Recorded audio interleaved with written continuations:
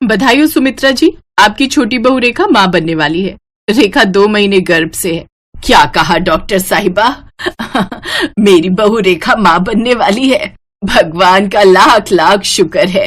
इस घर में बच्चों की किलकारी तो गूंजेगी, नहीं तो हम तो तरस गए थे पोता पोती को खिलाने के लिए। बड़ी बहू तो खैर छोड़ो। आशु बेटा, जा तू फटाफट जाकर लल्लन हलवाई के मोतीचूर के लड्डू ले आ। डॉक्टर नी साहिबा के साथ साथ आज सब पड़ोसियों का मुंह मीठा करवाऊंगी। सुमित्रा देवी की बड़ी बहू अलका की शादी को 11 साल हो गए थे, पर अभी तक उसके कोई बच्चा नहीं हुआ था। पर सुमित्रा देवी की छोटी बहू रेखा की शादी को अभी दूसरा साल ही लगा था कि वो गर्भवती हो गई। इस खुशखबरी को जानकर सुमित्रा देवी फूली नहीं समा रही थी। सुमित्रा देवी की बड़ी बहन सरोज उसे बधाई देने के लिए आई। देख सुमित्रा, बड़ी बहू को खबरदार कर देना, रेखा बहू पर उसका साया भी मत पड़ने देना। ना ही उसके हाथों का कुछ बना हुआ बहू को खिलाना और ना ही उसे बहू को हाथ लगा देना। जैसे तैसे ये 9 महीने बड़ी बहू को छोटी बहू से दूर रखो। बांझ का साया बहुत बुरा होता है। तुम ठीक कह रही हो सरोज बहन, मैं इस बात का ध्यान रखूंगी। मैं अलका को बिल्कुल मना कर दूंगी कि वो रेखा के आसपास भी ना रहे। अपनी सास और मौसी सास की बातें रेखा सुन लेती है। उसकी सास सुमित्रा देवी तो बाद में इस बात पर अमल करती। रेखा ने खुद ही अलका को अपने पास आने से मना कर दिया। रेखा, मैं नाश्ता बना रही थी, तुम्हारे लिए कुछ बना दूं? नहीं भाभी, आप अपने हाथों से मेरे लिए कुछ मत बनाओ। मैं आपके हाथ का खाना नहीं खा सकती। आप बांझ और एक बांझ के हाथ का खाकर मुझे अपने होने वाले बच्चे को कोई नुकसान नहीं पहुंचाना। आवाज सुनकर सुमित्रा देवी भी आ जाती है। रेखा बिल्कुल ठीक कह रही है। अब से तुम रेखा के लिए कुछ नहीं बनाओगी और उसका कोई काम नहीं करोगी। रेखा बहू से दूर रहना। अलका का मन बहुत खराब हो जाता है। उस दिन के बाद सुमित्रा देवी ने अलका को बिल्कुल भी रेखा के पास जाने से मना कर दिया। अलका जब खाना बना लेती तो सुमित्रा देवी अपने हाथों से रेखा के लिए खाना बनाती। रेखा के सारे काम या तो वो खुद करती थी या फिर सुमित्रा देवी। अलका को सिर्फ घर के बाकी काम करने के लिए बोला गया। धीरे धीरे समय बीता। मॉनसून आया और बारिश होनी शुरू हो गई। रोजाना मूसलाधार बारिश होने लगी। रेखा का 7वां महीना चल रहा था। सब लोग उसकी गोद भराई के फंक्शन की तैयारी में लगे हुए थे। बस फंक्शन के दिन बारिश ना आए, नहीं तो सारा काम खराब हो जाएगा। तुम दोनों गोद भराई के फंक्शन के लिए मेहमानों की लिस्ट बना लो। माँ, मौसम का तो पता ही नहीं चलता। आज धूप है, कल बारिश। ये तो उसी दिन पता चलेगा जिस दिन गोद भराई का फंक्शन है। अरे टेंशन लेने की क्या बात है माँ, बारिश देखो ना कितने दिन से नहीं हो रही है। मुझे पता है अगले कुछ दिनों तक कोई बारिश नहीं होने वाली। अरे अलका, जरा वो पेन और कॉपी तो पकड़ाना। कोई जरूरत नहीं कॉपी पेन को हाथ लगाने की। बेकार में शगुन के काम में कोई अपशगुन हो गया तो लेने के देने पड़ जाएंगे। मैं आप सबके लिए चाय बनाकर लाती हूँ। आशु भैया, कॉपी पेन आप दे दो। अलका की आंखों में आंसू आ गए और वो रसोई में चली गई। अगले कुछ दिनों तक मौसम बिल्कुल साफ रहा। कोई बारिश का नामो निशान तक नहीं था। सब लोग बहुत खुश थे कि चलो मौसम थोड़ा खुल गया, अब गोद भराई का फंक्शन अच्छे से होगा। बहुत बहुत धन्यवाद अलका भाभी, आज आपने इतनी मदद की है, वरना आजकल के जमाने में कौन इतनी मदद करता है। रजनी ठीक कह रही है, सबने हमारी मदद करने के लिए मना कर दिया और आप हो जिन्होंने एक बार में ही 10,000 रुपए निकाल कर दे दिए। कोई बात नहीं रजनी, वैसे इन पैसों से तुम्हारा कर्ज उतर जाएगा ना। अच्छा चलते हैं भाभी, मैं कल समय पर आ जाऊंगी। पता नहीं जब देखो दूसरों पर पैसे लुटाती रहती है। ये पैसे इन्हें मुफ्त में बांट दिए। माँ जी, रजनी की हर महीने तनख्वाह में से कटेंगे ये पैसे। उस बेचारी ने तो मजबूरी में इकट्ठे मांगे हैं और कोई उसे दे नहीं रहा था। उसके पति को सब्जी के उधार के देने थे। बारिश की वजह से सब्जियां उसकी बहुत खराब हो गई। इस वजह से उसका बहुत नुकसान हो गया। बस बस, ज्यादा बोलने की जरूरत नहीं है। जाओ जाकर रसोई में अपना काम करो। 2 दिन बाद गोद भराई का फंक्शन था। दोपहर तक तो मौसम साफ था, धूप भी निकली हुई थी, सब कुछ नॉर्मल था। पर अचानक शाम के समय जब सब लोग गोद भराई के फंक्शन के लिए तैयार होने लगे तो अचानक आसमान में काले बादल छा गए। तेज तूफान आ गया और कुछ ही देर बाद जोरों की बारिश होने लगी। इतनी बारिश की सड़कों पर पानी भर गया। जैसे तैसे सब लोग फंक्शन के लिए होटल में पहुंचने लगे। हे भगवान, अब क्या होगा? बारिश तो रुकने का नाम ही नहीं ले रही। फंक्शन भी ओपन जगह। भैया एक गड़बड़ हो गई है। मैनेजर का कहना है कि खाने वाली जगह पर पानी भर गया है, सब बर्तन बारिश में डूब गए हैं और सारा खाना खराब हो गया है। यहाँ होटल में कुछ भी अवेलेबल नहीं है, सब खराब हो गया। अब क्या होगा? मम्मी पापा, मैंने तो इतने सारे रिश्तेदारों और क्लोज फ्रेंड्स को बुलाया था, इतना महंगा होटल बुक किया था, फिर भी यहाँ पर बारिश में पानी कैसे भर गया? रेखा, तुम टेंशन मत लो, तुम्हारे ससुराल वाले अपने आप इंतजाम करेंगे। आशु, कुछ तो सोचना पड़ेगा। सारे मेहमान आने शुरू हो गए हैं और बारिश रुकने का नाम नहीं ले रही। बारिश तो बढ़ती जा रही है। आशु और उसका बड़ा भाई अशोक मैनेजर से बात करते हैं। फंक्शन का इंतजाम होटल के अंदर हो गया। इस वजह से होटल में अंदर फंक्शन तो सारा हो गया, पर बात थी सारे मेहमानों को खाना खिलाने की, और खाना बारिश में भीग चुका था। सब मेहमान बातें बनाने लगे। अरे सुमित्रा बहन, क्या बात है, कुछ खाने पीने का इंतजाम है या नहीं? हाँ, कलावती बहन, बस खाना लग ही रहा है। समय बीत रहा था और किसी को कुछ भी समझ नहीं आ रहा था। अलका सब कुछ देख और समझ रही थी। सुनिए, डीजे वाले को बोलिए म्यूजिक लगा देगा, लोगों का ध्यान उसमें लग जाएगा तो हम कुछ और सोच लेंगे।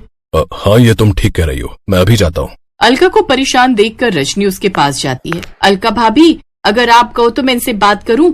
एक होटल वाले को जानते हैं ये, वो ऑर्डर पर खाना भेजते हैं, क्या पता यहाँ के मेहमानों के लिए कुछ प्रबंध कर ले। अगर ऐसा हो जाएगा रजनी तो सबकी बहुत मदद हो जाएगी। सारे मेहमान बिना कुछ खाए जा रहे हैं, तो एक बार बात कर ले। रजनी फोन पर अपने पति से बात करती है। रजनी का पति जानता था कि अलका ने हमेशा मुश्किल समय में उनकी मदद की है, इसलिए रजनी भी उस दिन अपने पति के साथ अलका की मदद करती है। रजनी और उसका पति मुकेश कुछ ही समय में खाने की सारी तैयारी करवा देते हैं। जब सब लोग खाना खाते हैं तो बहुत तारीफ करते हैं। रजनी, तुमने और मुकेश ने मिलकर आज बहुत अच्छा इंतजाम कर दिया। तुमने हमारी बहुत मदद की है। आंटी जी, अलका भाभी भी तो हमारी हर मुश्किल समय में बहुत मदद करती हैं। इस वजह से हमारा भी फर्ज बनता था कि मुश्किल समय में हम भी मदद कर सके। बस हमने वही किया। अलका भाभी बहुत अच्छी है, वो सबके दुखों को समझती है। तुम ठीक कह रही हो रजनी, अलका भाभी सच में बहुत अच्छी है, बस हमने उन्हें कभी नहीं समझा। उस दिन बारिश की वजह से गोद भराई के फंक्शन में थोड़ी परेशानियां तो आई, पर एंड मोमेंट पर अलका की अच्छाई की वजह से रजनी ने और मुकेश ने उनका साथ दिया और सब कुछ ठीक हो गया। मेहमान भूखे भी नहीं गए। कहते हैं भगवान के घर देर है पर अंधेर नहीं। ऐसा ही कुछ अलका के साथ हुआ। जैसे ही कुछ समय बाद रेखा की डिलीवरी हुई, उसने बेटे को जन्म दिया तो सबसे पहले अलका की गोदी में दिया। कुछ समय बाद ही अलका को भी दिन चढ़ गए और वो भी गर्भवती हो गई। सब लोग अलका के प्रेग्नेंट होने पर बहुत खुश थे। इतने सालों बाद सुमित्रा देवी के घर में बहुत सारी खुशियां आई।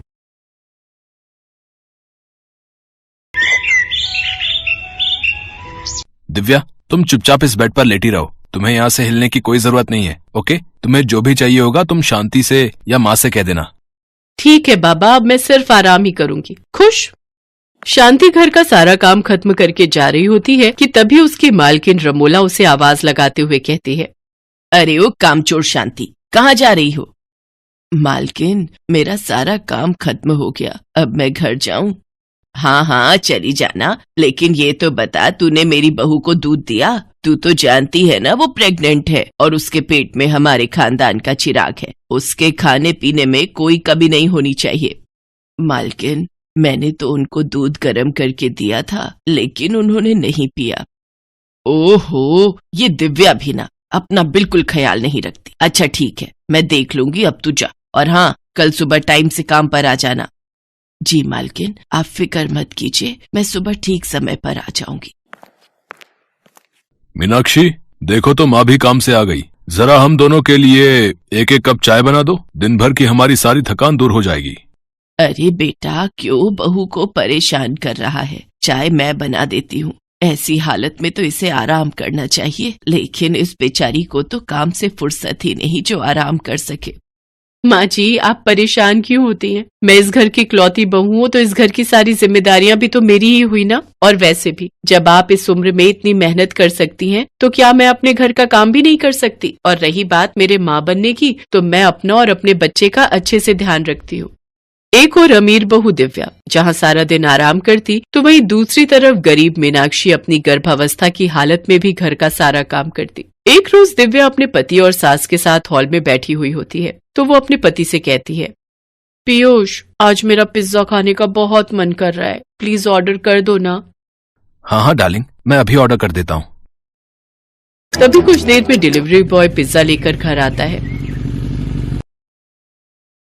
शांति ऑर्डर लेकर अंदर आती है। सभी लोग पिज्जा खाते हैं। दिव्या भी बड़े चाव से वो पिज्जा खाती है। लास्ट में एक बॉक्स रह जाता है जिसे वो शांति को खाने को देती है, लेकिन शांति वो डिब्बा जैसे ही खोलती है तभी उसको अपनी बहू का ध्यान आता है और वो सोचती है, मेरी मीनाक्षी बहू भी तो प्रेग्नेंट है, उसका भी तो मन करता होगा ये सब चीजें खाने का, पर बेचारी हमारी गरीबी के चलते अपना मन मार लेती है और किसी चीज की मांग नहीं करती।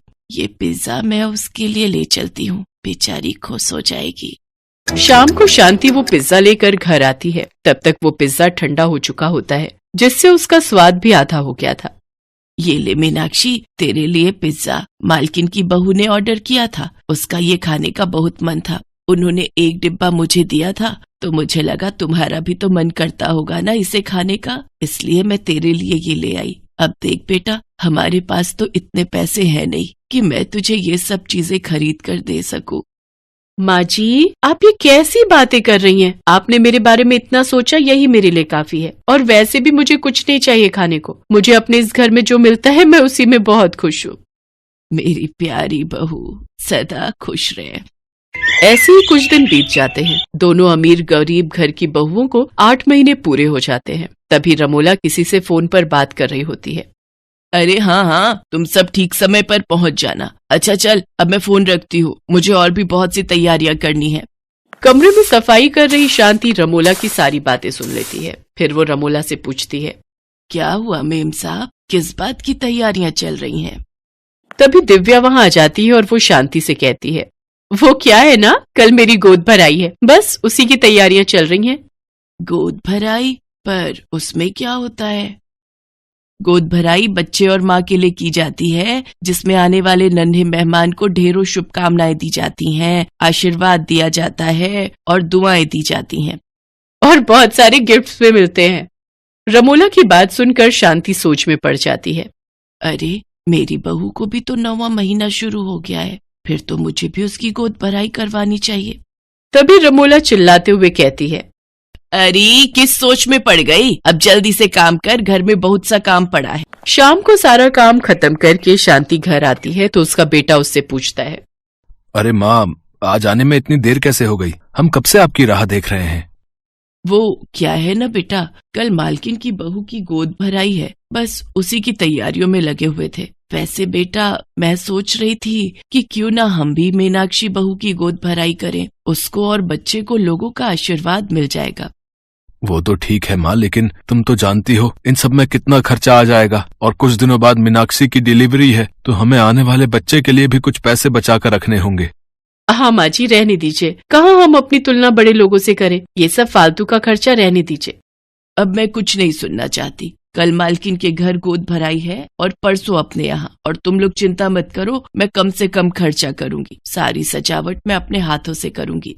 फिर शांति अपने पड़ोस की औरतों को अपनी बहू की गोद भराई का न्योता देकर आती है और अगले दिन सुबह अपनी मालकिन के घर जाकर उसकी बहू की गोद भराई देखती है, जिसमें शहर के रईस लोग आए हुए होते हैं। वो सभी दिव्या को आशीर्वाद और ढेरों गिफ्ट देते हैं। हाय, कितने सारे गिफ्ट! जब मेरी बहू को उसकी गोद भराई में इतने गिफ्ट मिलेंगे तब तो वो खुशी हो जाएगी। हम तो कभी उसको कोई गिफ्ट ही नहीं दे पाते। इसके बाद शांति अपने मालिक के यहाँ बचा हुआ साज सजावट का सामान ले आती है और घर आकर देर रात तक कमरे को सजाने में लगी रहती है। अगली सुबह जब मीनाक्षी और मोहन उठते हैं तो वो घर की सजावट देखकर हैरान रह जाते हैं। तभी शांति मीनाक्षी को एक नई साड़ी देती है जो उसको उसकी मालकिन ने दी होती है। बहू, आज तुम इसी लाल साड़ी को पहनना। कुछ देर बाद गोद भराई की रस्म शुरू होती है। सभी गांव की औरतें मीनाक्षी को अपना आशीर्वाद देकर चली जाती हैं, लेकिन कोई भी उसे गिफ्ट नहीं देता। ये देखकर शांति को बड़ा अजीब लगता है। फिर तभी वहाँ रमोला आ जाती है और वो मीनाक्षी को आशीर्वाद देती है, साथ ही उसके लिए तोहफे और शगुन का लिफाफा भी लाती है। मीनाक्षी बहू, तुम्हें और बच्चे को दुनिया की सारी खुशियाँ मिले और आने वाला बच्चा इस घर में खूब सुख समृद्धि लेकर आए, ये मेरा आशीर्वाद है। बहुत बहुत शुक्रिया मेम साहब, आप इस गरीब की गोद भराई में आशीर्वाद देने आई, यही मेरे लिए काफी है। कुछ दिनों बाद दोनों अमीर गरीब बहुएं प्यारे से बच्चों को जन्म देती हैं, जिनके आने के बाद उन दोनों के घर में खूब सुख समृद्धि आती है।